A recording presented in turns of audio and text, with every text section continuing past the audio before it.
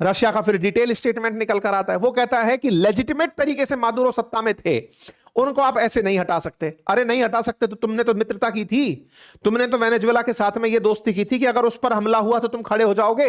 कहां हो? अब तक कोई सुरसुराहट नहीं है तुम्हारी कि तुम जाकर वेनेजुएला में बम फाड़ रहे हो। We are extremely concerned by the reports that Venezuelan president and his spouse were forcibly taken out of the country during today's aggression। भाई साहब कुछ हो ना हो, लेकिन रशिया का पूरा पूरा पतन हो गया है इस पूरे स्टेटमेंट के साथ। रशिया ने जिस वेनेजुएला को ये गारंटी दी थी कि हम तुम्हारे साथ खड़े हुए हैं, वो फुस्सी हो गया है। अगर ये इस तरह के बयान दे रहा है कि we confirmed report the Venezuela president his spouse being US, we strongly urge US to leadership reconsider their position and release the legitimately elected president of a sovereign country and is. तुम क्या कह रहे हो? साथ में धमकी दो ना। अगर तुम ये नहीं करोगे तो तुम्हें घातक परिणाम भुगतने पड़ेंगे। तुम अमेरिका के साथ कहां पर सेटल हो लिए ये बताओ ना। तुमने अमेरिका से किस बात पर सेटलमेंट कर लिया?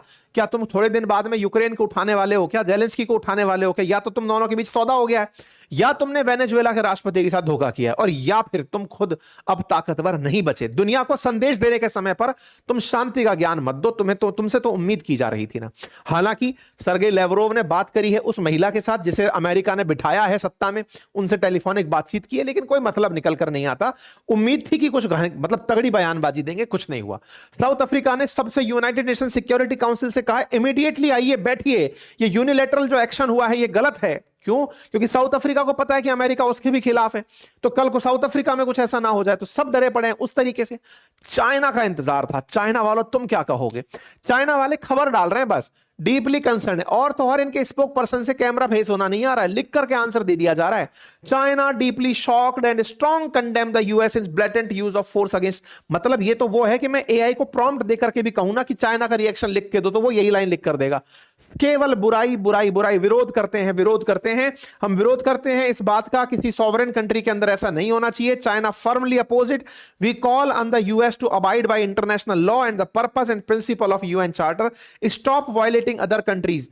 हम इस बात का विरोध करते हैं। अरे तुम यूनाइटेड नेशन सिक्योरिटी काउंसिल के देश हो, बिठाओ ना यूएनएससी की बैठक। अगर विरोध करते हो तो पुतिन को बोलो, शी जिनपिंग जी, कि आओ हम तो यूएनएससी के मेंबर हैं, दो देश बैठ करके चर्चा करते हैं, यूएन का आपात बैठक बुलाई जाए और बैठक बुला करके अमेरिका के खिलाफ प्रस्ताव पारित किया जाए। तय किया जाए कि या तो अमेरिका छोड़े, नहीं तो दुनिया में जो देश इस घटना का विरोध करते हैं वो सब एक होंगे और अमेरिका के खिलाफ होंगे।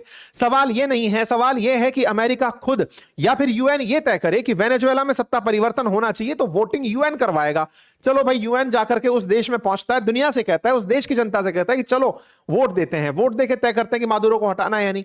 अमेरिका हटा के ले जा रहा है, तुम पीछे से बस निंदा कर रहे हो। भाई आपके दिमाग में प्रश्न बनना चाहिए। अमेरिका के अंदर अब सवाल सबसे बड़ा, सर आप इतना ज्ञान दे दिए, हम क्या बोले, भारत वाले क्या बोले? भारत वाले बोलेंगे क्या? भारत लगा के बैठा था उम्मीद पुतिन से कि पुतिन कुछ बोलेंगे, पुतिन कुछ बोल नहीं पा रहे हैं, वो निंदा करके रह गए हैं। भारत के पास अपना इंडिविजुअल स्टैंड तो है नहीं। इंडिविजुअल स्टैंड के नाम पर हम अमेरिका के सामने पंगा लिए पड़े हैं, क्योंकि हम पाकिस्तान के चलते हम अपनी फाइल बिगाड़ कर बैठे हुए हैं। हम पाकिस्तान को अपने से ऊपर इतना लेवरेज दिला चुके हैं कि हाँ भाई पाकिस्तान, तुम ही लेवरेज अमेरिका से ले लो, ले लिया। हम सोच रहे थे कि पुतिन अपने अंदर दिखाएंगे कि हम कुछ बढ़िया कर रहे थे, मित्रता का कोई मतलब निकलेगा, कोई मतलब नहीं निकल रहा है। हम क्या कर रहे हैं? हम अपनी एडवाइजरी जारी करके कह रहे हैं कि जो इंडियंस वेनेजुएला में रहते हैं उनको ये नंबर जारी किया जा रहा है, कोई भी परेशानी हो तो बताना। यार हद है। मतलब भारत की तरफ से कोई अंतरराष्ट्रीय प्रतिक्रिया नहीं आई। क्या भारत अपनी तरफ से एटलीस्ट ये प्रतिक्रिया नहीं दे सकता था कि यूनाइटेड नेशंस के चार्टर की पालना में यूनाइटेड नेशंस को चाहिए कि जो भी गतिविधि इस समय घटित हो रही हैं, ये वही वाली देश है। भारत की इस समय की चुप्पी भारत को कितना कमजोर दिखाती है। विश्व की सबसे ज्यादा आबादी रखने वाला देश आज अमेरिका के इस कृत्य पर कोई प्रतिक्रिया देने की स्थिति में नहीं है। अरे या तो अच्छी प्रतिक्रिया दे दो या बुरी प्रतिक्रिया दे दो। अचानक नामधारी क्यों बन जाते हो? नॉन अलाइन मूवमेंट में कहां घुस जा रहे हो? ये क्यों नहीं बता पा रहे हो कि कौन सी तरफ खड़े हो? बता दो ना कि या तो अमेरिका के साथ खड़े हो या फिर, और कहीं नहीं खड़े हो तो यूएन के साथ खड़े हो। यूएन का तत्काल प्रस्ताव का समर्थन करो। अमेरिका का समर्थन नहीं कर सकते, समझ में आता है। रूस का भी समर्थन नहीं कर सकते क्योंकि कोई अपोजिशन में नहीं है ना। हमारी मुसीबत यह हो गई कि हमको कोई दूसरा पक्ष नहीं दिख रहा है। हम तो अक्सर यूएन का पक्ष लेते थे, यूएन डपली बना के बैठा है, वो कुछ बोल नहीं रहा है। जेलेंस्की कह रहे हैं अमेरिका वालों, ट्रंप अगर तुम वाकई में सही कर रहे हो ना, पुतिन को भी एक दिन ऐसे उठा कर ले जाओ। अबे पुतिन तुमको उठाने की तैयारी कर रहा है, वो सौदा किया होगा 100%। यूएन के अंदर एंटोनियो गुटेरेस की तरफ सब लोग गुटर गुटर आंखें लगा के बैठेंगे, सर कुछ तो बोल दो। तुम बोल दोगे, कम से कम हम जैसे लोग तो ये बोल देंगे कि इंडिया को तो मौका मिल जाएगा, हम यूएन के साथ खड़े हैं। यूएन के साथ क्या हो गया? Deeply alarm by the escalation in Venezuela culminating with the UN, ये कंसर्न जाहिर कर रहे हैं। he is concerned that international law hasn't been respected, international law respected नहीं किए गए, respect नहीं किया गया, यूएन ये बोल रहा है। He called on all actors in Venezuela to engage in inclusive dialogue, respect of human rights and rule of law। सुनो, ये इंडिया वाली लाइन मत बोलो, डिप्लोमेसी डायलॉग पीस वाली। यूएन भी वही बयानबाजी दे रहा है। कुल मिलाकर कुछ नहीं है, एकमात्र जो लॉजिक है वो ये, अमेरिका महान, अमेरिका ने जो किया वो महान, कोई कुछ बोले ना बोले सब शांति। कुल मिलाकर ये चल रहा है। ह्यूमन राइट के केस में चाहे जो भी बात हो, कुल मिलाकर के इराक पर हमला तेल के लिए था, वेनेजुएला पर हमला तेल के लिए, वो हुआ। लोगों ने यहां से आगे का काम करना शुरू कर दिया। ट्रंप के एक एडवाइजर हैं स्टीफन मिलर, उनकी बीवी साहब एक ट्वीट डाल देती है जो कल वायरल हो जाता है तुरंत। वो ग्रीनलैंड पर अमेरिकी झंडा लगा देती हैं, कहती है कि अब ग्रीनलैंड हमारा होगा। भाई कुछ भी हो सकता है तुम्हारा, मान लिया। तुम कल को जहां झंडा लगा दोगे वो तुम्हारा है, क्योंकि सबने चूड़ियां पहन ली हैं, किसी के पास तुमने कुछ छोड़ा ही नहीं है। पूरी दुनिया जहां पर एक बार के लिए व्यवसाय के लिए आगे निकली, सब अपना अपना स्टैंड खो चुकी है। अब केवल खबरें सुनो, प्रतिक्रिया देना बंद करो। कुल मिला के बात ये है। जेसेफ मोलर सोनसेंस लिखते हैं, एम्बेसडर टू डेनमार्क, कि हाँ डेनमार्क वाले आजकल ग्रीनलैंड पर बढ़िया काम कर रहे हैं, लग रहा है बढ़िया पैसा खर्च किया, सिक्योरिटी के लिए जरूरी है, नहीं तो अमेरिका तो है ही है। बिल्कुल है। मीम वायरल हो रहे हैं खेमने को उठा के ले जाते हुए कि साहब देखो अगला नंबर इनका, इनको उठा के ले जाएंगे। तानाशाहों को मिटाने के लिए अमेरिका ने जो किया उसके मीम वायरल हो रहे हैं।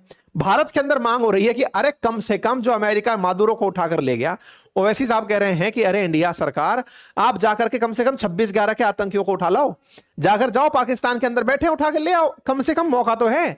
आज चाहे दाऊद इब्राहिम बैठा हो, मसूद अजहर बैठा हो, जो वहां बैठ करके जहर उगलते हैं, देश के अंदर आतंक फैलाते हैं, जाओ और उठा करके ले आओ।